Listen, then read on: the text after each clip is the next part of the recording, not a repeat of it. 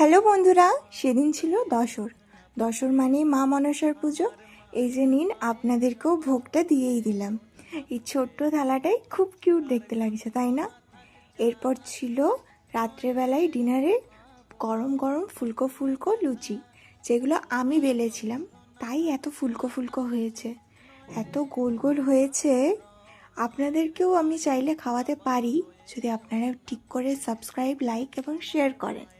আপনাদের কার কার লুচি খেতে ভালো লাগে, বিশেষ করে এই পুজোর দিনগুলোতে, অবশ্যই কমেন্টে জানাবেন। আজকে মেনুতে কি কি আছে চলুন আপনাদের সাথে শেয়ার করি।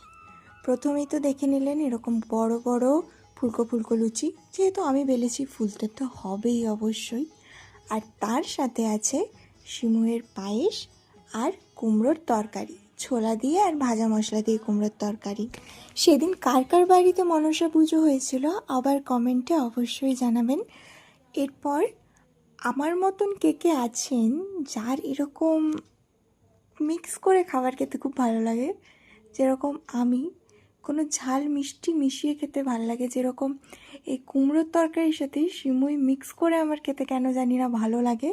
এই যে আমি লুচি নেব, প্রথমে একটু কুমড়োর তরকারি নেব, তাতে ডিপ করব কিনা সিমুই। খুবই অদ্ভুত। আমার বাড়ির লোক বলে যে তুই কি এলিয়েন টেলিয়েন নাকি, যে তুই এইভাবে কে খাই রে বাবা, কারণ আমি সবসময় এরকম মিক্স করেই খেতে থাকি। আপনারা যদি এরকম কেউ থাকেন তো কমেন্ট করবেন, যে আমি ভাববো যে আমার মতন আরও কেউ অ্যাটলিস্ট আছে। ট্রাই না করলে একবার ট্রাই করে দেখতে পারেন, ভালোই লাগবে। আমার তো খুব ভালো লাগে। আর তারপরেই সেদিনে লাস্টে ছিল শেষ পাতে মিষ্টি দই, আমুলের মিষ্টি দই। জানি না এই দইটা এরকম ঘাঁটা ঘাঁটা কেন, প্যাকেজ সিল খুলে দেখছি এরকম। এর থেকে আমার নিজের বাড়িতে পাতানো দইটা খুব ভালো।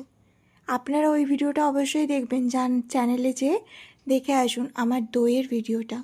এত সুন্দর দই আমি নিজে বানাতে পারি, দোকান থেকে কেনারই দরকার নেই।